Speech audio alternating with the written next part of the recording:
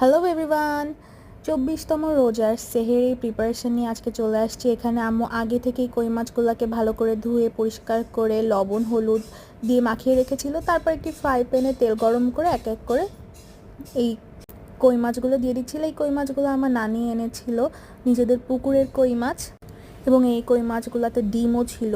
অসম্ভব মজার কই মাছ ছিল, যেহেতু নিজেদের বাড়ির কই মাছ। তারপর দুই পাশে ভালো করে ভেজে নিচ্ছিল এখানে আম্মু।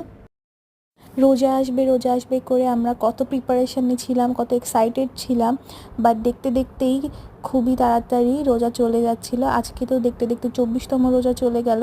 এখানে দুই পাশে আম্মু দেশি কই মাছগুলোকে ভালো করে ভেজে নিয়েছিল, তারপর একটা বাটিতে উঠায় নিচ্ছিল। এখানে যে সবগুলা কই মাছ ভাজা হয়ে গেছে, তারপরে একই তেলে ওই যে মশলাটা মাছে মাখিয়েছিল সেটার ভিতরে পেঁয়াজ এবং কাঁচামরিচ দিয়ে মাখিয়ে রেখেছিল সেটা দিয়ে দিল এবং দিয়ে হালকা ভাজি ভাজি করে নিচ্ছে।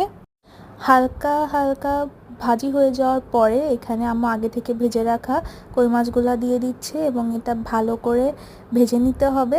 কড়া ভাজি হলে ভালো লাগে। যেহেতু মাছগুলো একটু বড় ছিল তাই এখানে মিডিয়াম টু লো ফ্লেমে আম্মু এখানে ভেজে নিচ্ছিল এবং আগে থেকে ফ্রিজ করে রাখা এখানে কিছু টমেটো কুচি দিয়ে দিয়েছিল এবং টমেটো কুচিগুলো দিয়ে ভালো করে ভেজে নিচ্ছিল। এখানে নানি দাদিরা গ্রাম থেকে এগুলো নিয়ে আসলেই আসলে এরকম দেশি কই মাছ বা দেশি জিনিসগুলো, টাটকা জিনিসগুলো পাওয়া যায়, না হলে তো শহরে এগুলো পাওয়াও যায় না, আর পাওয়া গেলেও সেটা আসলে খাঁটি হবে কিনা সেটা বলা যায় না। আমার নানু আমাদের বাসায় প্রত্যেকবার আসার সময় দেশি হাঁস, দেশি মাছ, দেশি শাকসবজি সব সময় নিয়ে আসে। এখানে আম্মু কই মাছটা ভাজা হয়ে গেছিলো, এখানে আম্মু উঠায় ফেলছে, সার্ভিং বলে দিয়ে দিছে। এটা গরম গরম খেতেই বেশি ভালো লাগে এবং সেহরিতেও মাঝে মাঝে ভাজি খেতেই ভালো লাগে। তো আজকের মতো এইটুকুই। এতক্ষণ সাথে থাকার জন্য ধন্যবাদ সবাইকে। আসসালামু আলাইকুম।